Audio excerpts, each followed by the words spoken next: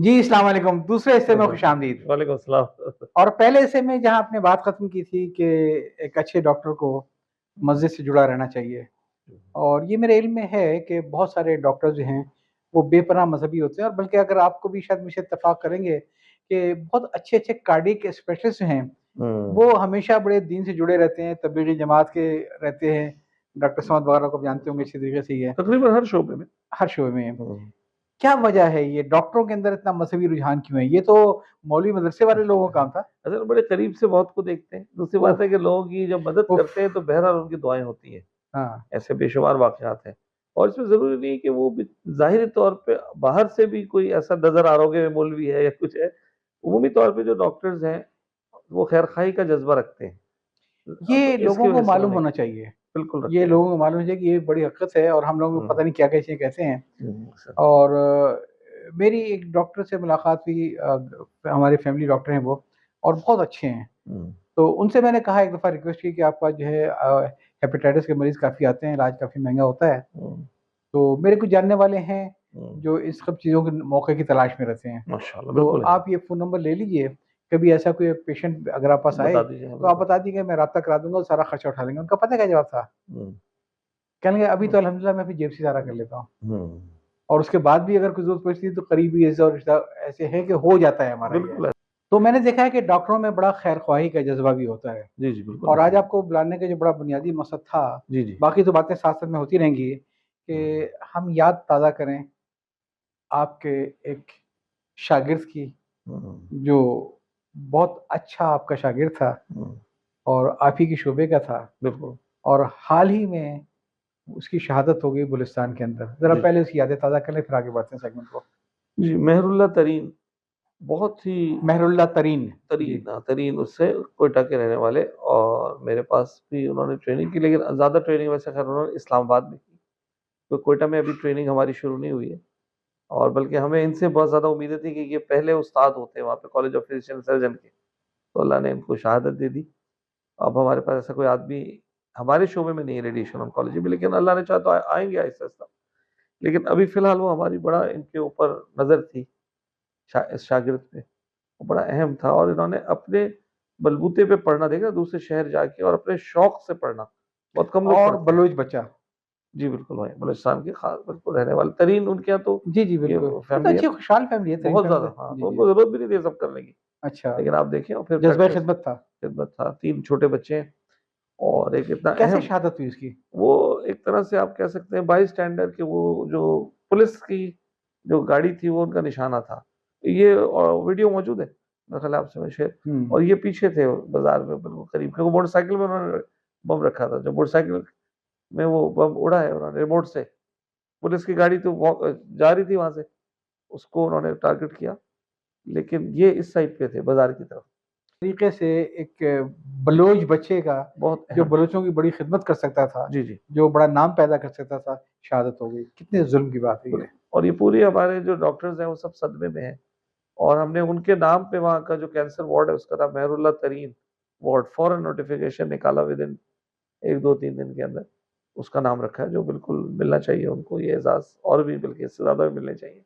और यकीनन आगे चल के आपकी कम्युनिटी जो है उनके नाम की एक आध स्कॉलरशिप वगैरह भी करेगी, यकीनन कि सब जो लोग इतनी। अभी तो शौक में ही हैं। हाँ। यकीन नहीं आता क्योंकि एक तो नौजवान डॉक्टर, दूसरी बात है बड़े सेहतमंद। अमूमी तौर पे डॉक्टर्स अपनी सेहत का ख़्याल नहीं रखते, सबसे बुरे मरीज़ डॉक्टर्स होते हैं वैसे। डॉक्टर को अपना मर्ज़ हो जाए ना वो कभी टाइम पे कोई काम नहीं कराता है। हाँ। लेकिन ये है कि काफ़ी आपने देखा होगा अगर आपने फ़ोटो पे गौर किया हो, कसरत करना, एक्सरसाइज़ मतलब अपने जिस्म का भी ख़्याल रखना, बस जब बुलावा आ जाए, बस उनके जैसे वक़्त इतना ही बुलावा आ था, जाए, शहादत मिल गई। शहादत मिल जाएगी। और छोटे तो बच्चे, और अब ये तो वो निकल चले गया गए, है। उनकी यादें रह गई। वैसे हमारे एक और कोलीग थे, शम्सुज़्ज़मा, उनके नाम से भी हर साल हमारी सोसाइटी जो है, वो मेडल देती है शम्सुज़्ज़मा मेमोरियल मेडल वो मतलब सोसाइटी देती है, उनकी अहलिया फिज़िसिस्ट हैं, हुँ। लाहौर में बड़ी अच्छी जगह पे काम कर रही हैं। तो वो देती हैं, उनका भी ऐसे ही हुआ था, बिल्कुल ऐसे कि मरीज़ों के लवाहिकी रिश्तेदार मरीज़ के मरने के बाद, जो जिसको मरना ही था मतलब उन्होंने गलत और उनके ज़हन में आ गया कि इसने गलत ट्रीट किया है, क्योंकि हमारे लिटरेसी है नहीं मुल्क में, तो बहुत बच के देखिए मैं 15 साल यूके में रहा हूँ, आयरलैंड और यूके मिला के, यूरोप में 15 साल और पाकिस्तान में मैं हूँ अब अल्लाह का शुक्र है 19 साल से। तो हमारे यहाँ ना लिटरेसी नहीं है, लिटरेसी ना होने का पूरा हमारे ऊपर बोझ आता है। एक तो मरीज़ बात को समझता नहीं है, फिर किसी भी मरीज़ को बहुत आसानी के साथ आप ये कह सकते हैं कि तुम्हें डॉक्टर ने सही ट्रीट नहीं किया और वो गुस्से हो जाएगा। तो गुस्से में आके उन्होंने उसको जो है ना उस बेचारे को शहीद कर दिया। डॉक्टर साहब तो बहुत करीब से देखा आपने इन सब चीज़ों को, बिल्कुल, हाँ, और बड़ा आप अलमिया है क्या ये। देखते हैं कि जो बेचारे ये डॉक्टर और पैरामेडिकल स्टाफ जी, जी। ये हैरेसमेंट का शिकार नहीं होता है बिल्कुल, पेशेंट बिल्कुल। के उससे? देखिए ताली ना दोनों हाथ से बजती है। कोई भी ये नहीं कह रहा कि उन्होंने ज़्यादतियाँ नहीं की है, क्योंकि देखिए पूरा माशरा चलता है। 5 भाई हैं, 1 डॉक्टर है, एक और बाकी सब लोग जिस तरह वैसे ही वो 5वां भी है बेचारा, जो घर का माहौल मिला उसको। हुँ, कुछ हुँ, लोग जो यकीनन है जो पैसे को आगे रखते हैं मरीज़ के मुकाबले में, हुँ, लेकिन ज़्यादा लोग ऐसे नहीं हैं। दूसरी बात है कि अब ताली दोनों हाथ से बजती है, ज़रा सामने भी तो देखें क्या हुँ, सलूक हो रहा है और क्या मसाइल हैं। और जैसे अभी आपने खुद ज़िक्र किया तनख्वाहों का। अब वो इस बेचारे डॉक्टर में ये जज़्बा तो होगा ना कि मैं अपने बच्चों को किसी स्कूल में पढ़ा लूँ। ये इतना तो होगा या बिल्कुल। इतना भी नहीं होगा। और उसको तो उसको जो है ताने पड़ना, अभी जितने लोग मुल्क छोड़ के गए ना, अब कोई ये नहीं कह रहा, हर कोई कह रहा है जी भगोड़े हैं, भाग गए और अब अपना मुल्क है और उसको लोग वो ये नहीं देख रहा है कि उसको जॉब कोई दे नहीं रहा और इतने मसाइल, जो जॉब दे रहा है वो एक्सप्लॉइट कर रहा है, खुसूसन हमारी जो लेडी डॉक्टर्स हैं जिनकी तादाद ज़्यादा है, इस वक़्त हुँ, आपको पता ही होगा। तो उनके साथ उनको कौन जॉब्स दे रहे हैं लोग। और जब जॉब देते हैं उनको पता होता है कि भई इनको एक्सप्लॉइट कर सकते हैं। जैसे एक्सप्लॉइटेशन का लफ़्ज़ इसलिए मैं इस्तेमाल कर रहा हूँ, जो ज़रा सख्त लफ़्ज़ है, कि जैसे जिन अस्पतालों में अच्छी सिक्योरिटी है, अब हुँ, उनको पता है कि ये बेचारी जो लेडी डॉक्टर है ये हमारे यहाँ तो मजबूर है काम करने पे। हुँ, लड़का तो कहीं भी काम कर लेगा, तो अब इसको थोड़े से कम पैसे दे दो, इस तरह की बातें।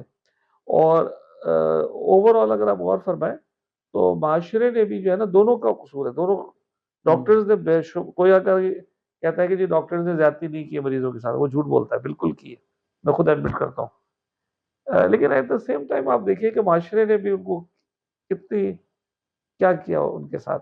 मैं जेनेरिक बात कर रहा हूँ, मैं एक-एक आदमी को नहीं पिन पॉइंट कर रहा। एक और चीज़ हमने सीखी अपने बड़ों से, जो कि सुकरात की क कहावत है, कि उसने बड़ी स्ट्रॉन्ग ये बात की थी कि great mind discuss ideas, poor mind discuss people. जी, जी, तो जी, जब जी, आप जी। इस तरह की कोई बात करते हैं तो कोई आदमी किसी एक डॉक्टर की मिसाल ले आते हैं, देखो यार वो कितना बुरा है, ज़रूर होंगे, इसी माशरे का हिस्सा है, 100% मुत्तकी नहीं है वो, कौन कह रहा है? Great mind discuss idea ideas. Idea जो है वो ये है सिद्दीक़ साले साहब कि ने लिखा अपनी किताब के अंदर जी, जी। कि जब वो वहाँ पे कैदी हो गए थे उसके अंदर भारत के जंगी कैद में थे ये। हमायारा ने जी, जी, जी। तो उसमें किस्सा लिखा कि चूँकि लिमिटेड था एक-दूसरे के चेहरे देखने, तो नतीजा ऐसा कि हर आदमी दूसरे की बुराई कर रहा था और बुराई भी कैसी कि ये जो है ना वो लांगड़ी से ज़्यादा रोटी ले गया वगैरह-वगैरह।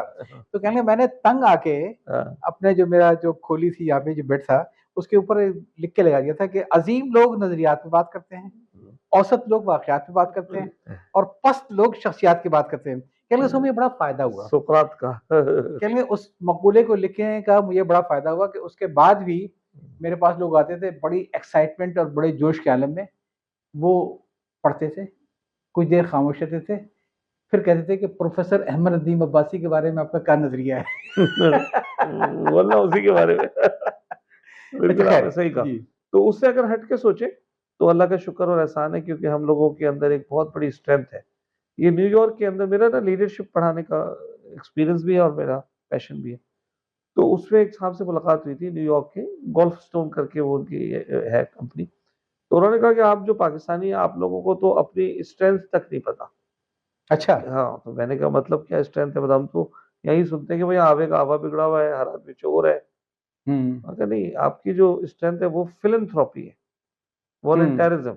आप लोग वॉलंटरी काम बहुत ज़्यादा करते हैं और बड़े दिल से करते हैं। हुँ। और जिसको तनख्वाह दे दो वो तो काम ही नहीं करता, वो हर वक़्त रो रहा होता है कि मुझे तनख्वाह कम दी है। वो देर से आता है, जल्दी भाग जाता है।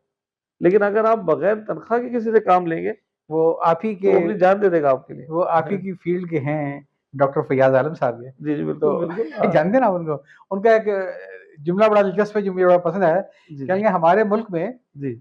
लोग सरकारी नौकरी करते हैं, काम न करने की तनख्वाह लेते हैं और काम करने की रिश्वत देते हैं। कुछ ऐसे ही। तो जी। अगर हम चीज़ों को वॉलंटरी रखें, तो मेरे साथ जो अमला है मुझे बड़े फ़ख्र के साथ कहना पड़ता है, जो मेरे साथ टीम है, वो लगता ही नहीं कहीं से भी कि ये तनख्वाह के लिए आए हैं सुबह, कहीं से नहीं लगता। जज़्बा यही है। वो ऐसे आते हैं कि शायद नहीं मिल रही मतलब इस तरह काम करते हैं। और इसमें कोई शक दिल से। नहीं है, अगर जज्बा होता है तो फिर अल्लाह मियाँ के रास्ते पैदा करे। डॉक्टर अदीब रिज़वी की मिसाल सामने आपके है। सामने देखिए वहाँ जो लोग डॉक्टर्स और पैरामेडिक्स वो फ्री में तो नहीं कर रहा, उन सबको तनख्वाह मिलती है, ऐसा तो नहीं है। लेकिन जज्बा देखिए कैसा है, आइडिया कैसा है कि मरीज से 1 रुपया नहीं लेना है। ये चीज़ मैं कहने वाला था। तो ये चीज़ अल्लाह का शुक्र है हमारे मुल्क में मौजूद है। अब हमें देखिए दूसरी साइड वालों को भी ना इसको एप्रिशिएट करना चाहिए।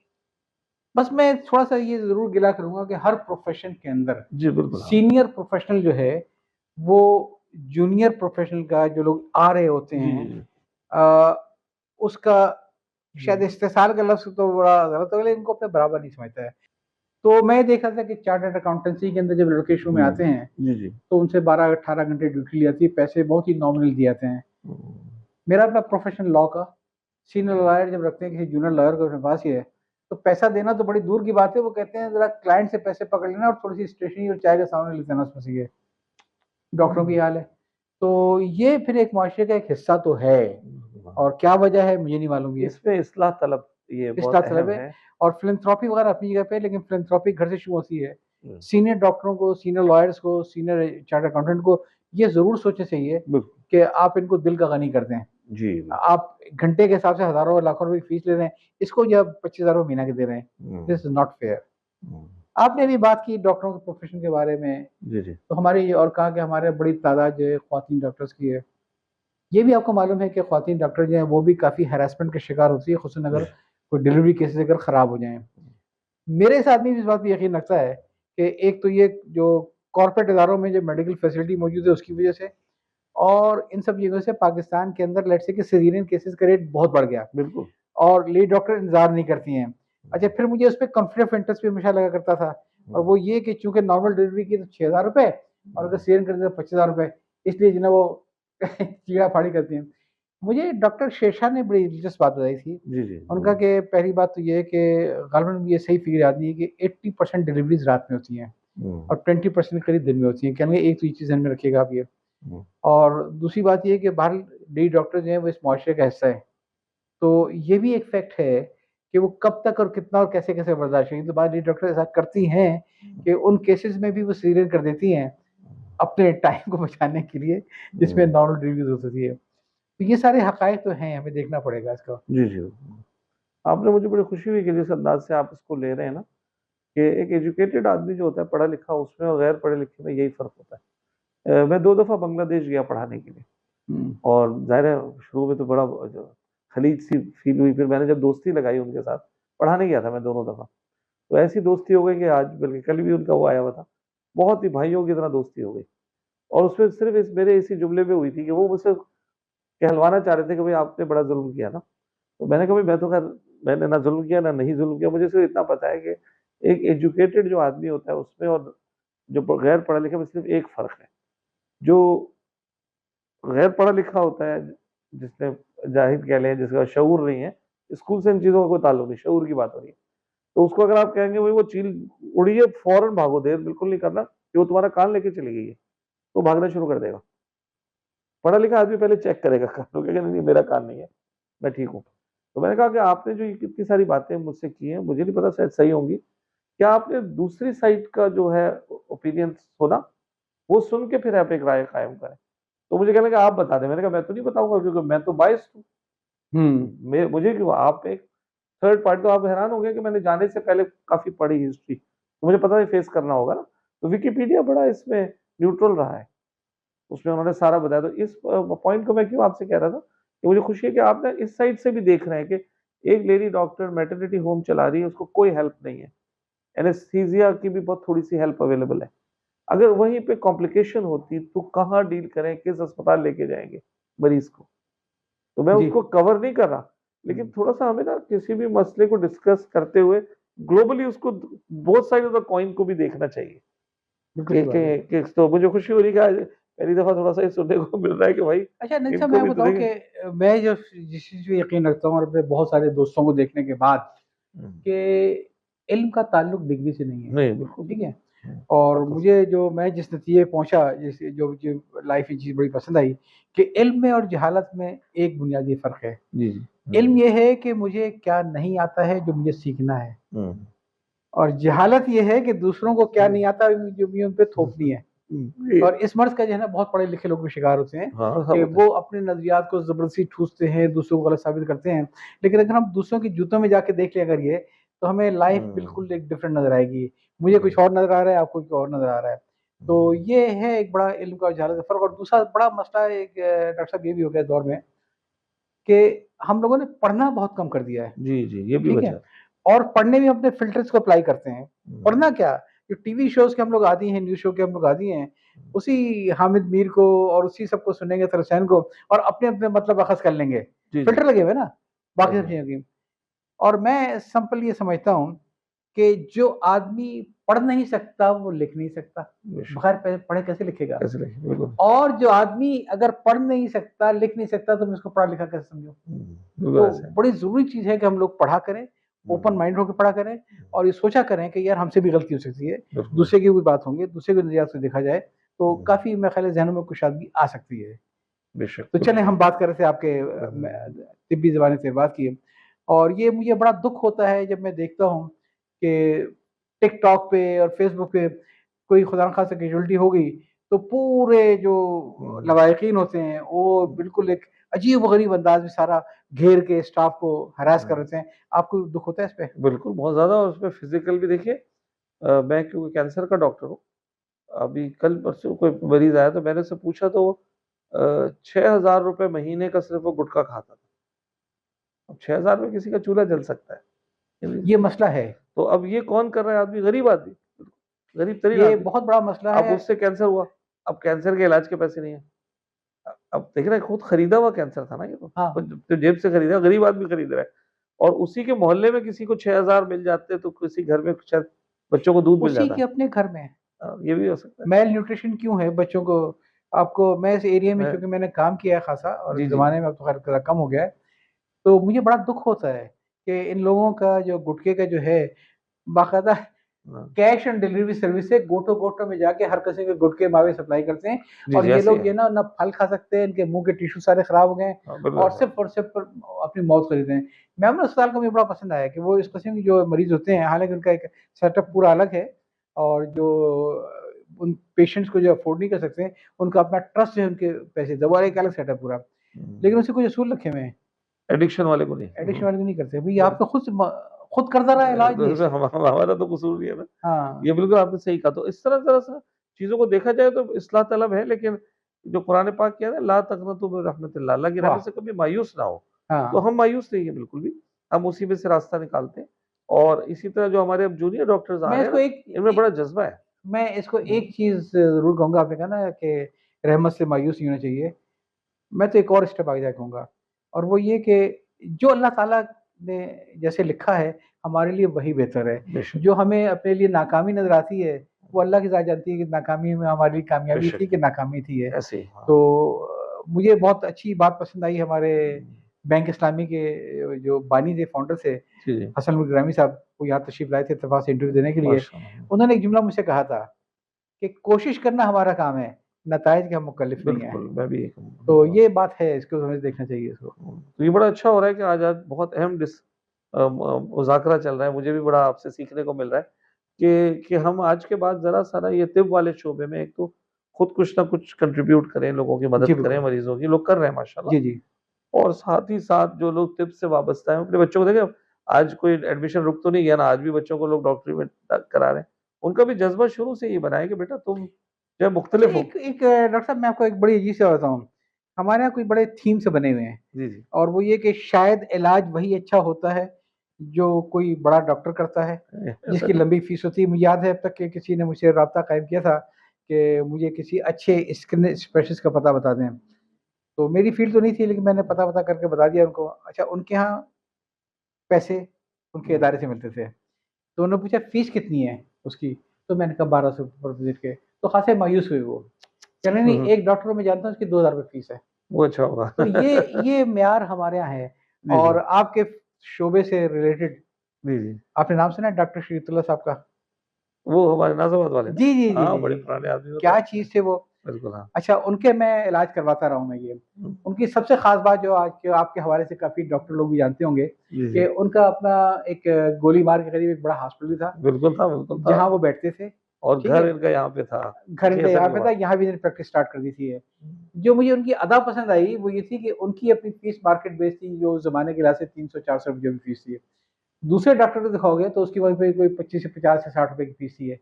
चॉइस आपकी अपनी है। हुँ, ख़ास चीज़ जो डॉक्टरों को समझने की है, वो ये है कि अगर वो दूसरा डॉक्टर जो उनके सेल में बैठा था, अगर वो समझता था कि ये पेशेंट ज़रा सीरियस है और ज़्यादा पेशेंट माँगता है, तो वो खुद लेके उनको डॉक्टर साहब के पास आता था। फिर उसकी कोई फीस चार्ज नहीं होती थी। माशाअल्लाह। तो एक करने का अंदाज़ ये भी है, क्योंकि हमारा प्रॉब्लम ये भी है कि लोगों को फ्री की चीज़ों में बड़ा मज़ा आता है ये, बिल्कुल ठीक ऐसा है? ही है। और आदमी को अगर नज़ला भी होगा तो चाहेगा कोई स्पेशलिस्ट जो है ना उसका इलाज कर देंगे। तो हर चीज़ का इलाज जो है ना वो इसमें नहीं है। चलिए हम आगे चलते हैं। हाँ, नहीं। इंटरव्यू आपका है, मैं खामख़ा बीच में नहीं, बोल नहीं रहा हूँ। देखिए मुझे भी सीखने को मिल रहा है और ये उमूमी बातें मुझे इतना ज़रूर पता है कि हेल्थ केयर एक ऐसी चीज़ है कि हर आदमी को इससे गुज़रना है, बीमार तो हर कोई होगा जो इंसान है। तो अगर हम मिल-जुल के थोड़ा-सा अपनी अंडरस्टैंडिंग और शऊर को बढ़ाएँ तो बड़ा और मज़ेदार लाइफ़स्टाइल को चेंज कर रिज़ल्ट दें। आ सकता है और लाइफ़स्टाइल की तब्दीली करें। तो देखिए लिटरेसी को तो एक रात में ठीक नहीं किया जा सकता मुल्क के अंदर और वो मेरा और आपका काम भी नहीं है। नहीं है। लेकिन हम ये कर सकते हैं कि कोई बीमार होता है, उस मौके पे हम एक तो सुन्नत को फ़ॉलो करें। अच्छा। इलाज देखिए सिर्फ़ दवा-खाना नहीं है, इलाज सलातुल हाजात भी है, 2 नफ़ल। हुँ, इलाज सूरह यासीन भी है हुँ। और सबसे बड़ा इलाज तो परहेज़ है। हुज़ूर पाक सल्लल्लाहु अलैहि वसल्लम के वाक़यात है ना कि हज़रत सुहैब रूमी रज़ियल्लाहु अन्हु फरमाया कि भई तुम खजूरें खा रहे हो और तुम्हारी आँखें आई हुई हैं, ये तो इसमें नुकसान करती है, तुम परहेज़ करो इससे। तो यानी परहेज़ बताया गया है ना, तो वो करें अगर तो अब देखिए मुझे इलाज कराना है, तो मैं हो सकता है मैं अपना इलाज सदक़े से करता हूँ। सदका भी तो इलाज है। आई हुई बीमारी को टाल देता है वो तो कल आने वाली बीमारी है, आज का सदका उसको टाल देता है। तो आपने उसकी तरफ भी हमें जाना चाहिए। आपने बात की सूरह यासीन की, इसकी, जी, जी। उसकी। मैं जो बड़ा मुतासिर हूँ पैरामेडिकल स्टाफ से, चाहे कहीं का भी हो। माशाअल्लाह। हुँ, आपको एक बड़ी अजीब बात बताऊँ, हुँ। जब अब्बू का इंतकाल हुआ, तो 2-3 तक मैं सदमे से बाहर ही निकला था इतना बस। ज़ाहिर हाँ, जब मैं सदमे से निकल आया बाहर तो मैं दोबारा फिर उस अस्पताल में गया, वहाँ मिला। ज़ाहिर है उस स्टाफ से नहीं मिला, जो उनके एडमिनिस्ट्रेटर थे, और उनसे मैंने ज़ाती तौर पे शुक्रिया अदा किया उनकी नर्सों का। माशाअल्लाह। और देखिए कोई भी नहीं करता ये। मैंने कहा जी आटे में जब नमक कोई भी नहीं करता। मैंने कहा जब अब्बू का आखिरी वक़्त आया था, तो हमें तो बड़ी उम्मीद थी, थोड़े दिन पहले तक बड़ी अच्छी बात करते, मेरे आँखों के सामने थोड़ा-सा नहीं है। हुँ, लेकिन फिर देखा हमने कि वो आहिस्ता-आहिस्ता उनके जो हुँ। सार्ट बीट भगा के लेके आए, तो वो मैंने कहा जो 2 नर्सें आई थी ना, आप उनसे मेरा शुक्रिया अदा कर दिएगा, क्योंकि मेरी बहनें-वहनें बैठी हुई थी। तो उन्होंने कंडीशन देखी, पर्दा बराबर किया, तो उन्होंने कहा जी आप लोग ऐसा कीजिए कि सूरह यासीन पढ़ें ताकि हो जाए। तो जब उन्होंने सूरह यासीन पढ़नी शुरू की, तो उन्होंने एक आयत को आकर रोक दिया, कि ये वाली आयत ना पढ़ें। अच्छा। वो जो अज़ाब का उसमें ज़िक्र जिसमें होता है ये। तो मैंने कहा इतनी केयरिंग नर्सिंग। कितनी बड़ी बात है देखिए ना, और ये सीखने का पॉइंट हम सबके लिए है अब वो और कहाँ उनका से आई, कैसे आई, क्या था, लेकिन उनकी हुँ, ट्रेनिंग का हिस्सा था ये, हुँ, कि उन्होंने कोई हंगामा नहीं किया, उन्होंने बड़े तसल्ली दी, जैसे घरवाले हुँ। होते हैं, समझाया उसको, घरवालों को। अभी साँसें टूटने वाली थी कि आप लोग ऐसे सूरह यासीन पढ़िए, और जब पढ़ें तो ये वाली आयत छोड़ दीजिएगा, बाकी पढ़ते रहिएगा, करते रहिएगा। मुझे लगा जैसे मेरी कोई बहन है, मेरी कोई बेटी है, हुँ, वो भी नर्सिंग लगी थी। हुँ। तो अब आप ये देखिए कि अगर हम ये कहते हैं कि भई डॉक्टर्स का बुरा रवैया, अगर 100 में से है चले 90 का भी बुरा रवैया तो 10 का तो अच्छा होगा ना। कम से तो उसको तो, उन 10 को तो एप्रिशिएट करें, वैसे लोग या कम कंप्लेंट्स से कम लिखते रगड़े हैं नहीं उसको। और उसका नाम ले लेके तकरीबात में नाम लेना और जिस वो तो ऐसा है, वो पता है नहीं कुछ। मतलब जैसे जी, मैं कैंसर के शोबे से हूँ ना, हाँ। पूरी दुनिया में सबको पता है ये बात कि सारे कैंसर्स का इलाज नहीं है हुँ। और कहीं पे भी 100% सर्वाइवल रेट नहीं है, पूरे वर्ल्ड में कहीं भी। ये तो इसका खासा है, मतलब डिज़ीज़ ही जी, ऐसा है। जी, जी। तो अब उसको उससे रिलेट कर देना, जी, जैसे हमारे शमसुज़्ज़मा जो है 2005 में उनको शहीद कर दिया आके। जी। तो इसमें ये बात ज़रूरी है कि देखिए मुल्क में लिटरेसी की शरह बहुत कम है और आपने जैसे फरमाया भी कि भई बहुत से पढ़े-लिखे जाहिल भी हैं बहुत सारे और हर एक को हर शोबे को समझना बड़ा मुश्किल है। अच्छा इसका भी बात मैं मानता हूँ कि इस वक़्त ट्रस्ट फैक्टर है बहुत बड़ा कि लोग डॉक्टर्स पे ट्रस्ट नहीं कर रहे फॉर राइट रीज़न्स और उनको पूरा हक हासिल है। जी, पूरा हक लेकिन हासिल उन्हीं किया। में से कोई अगर अच्छा ऐसा मिल जाता है जैसे ये 2 नर्सें मिल गई, तो कम से कम उनका हौसला तो बढ़ाइए ना आप। उनको तो जाके कहें ताकि वो भी देखें अगेंस्ट द ऑड्स काम कर रही होंगी, उनको भी हुँ, डाँटें पड़ रही होंगी। उनकी तनख्वाहें कितनी और मैं होंगी। इसीलिए गया था कि जो बहुत उनका अच्छा जो किया आपने, हाँ, बताया। जो एडमिनिस्ट्रेटर है उसको मालूम हो कि ठीक है वो लेट आएगी जब डाँटेंगे सब करेंगे, लेकिन जो अच्छा काम करे उसको एप्रिशिएट भी करें। हाँ, मैं बराह से मिला था, लेकिन उनके एडमिनिस्ट्रेशन जाके मिला था मुझे। माशाल्लाह। हाँ, तो ये आपसे बल्कि मैंने सीखा कि ये हमें करना चाहिए कहीं पे भी, इवन रेस्टोरेंट्स में इधर-उधर जो अच्छे लोग हैं उनका नाम लिख के, देखो रेस्टोरेंट वाला बाद में कागज़ देता है ना एक फीडबैक, तो उसमें दे दें। मेरी और आदतें बड़ी ख़राब रही हैं। जी, जिस जी। ज़माने में मैं अकेला रहता था कराची के अंदर, फैमिली हमारी अम्मी वगैरह इस्लामाबाद में थी, इस्लामाबाद में थे, जी, जी। तो अक्सर होटलों में जाके खाना पड़ता था मजबूरी।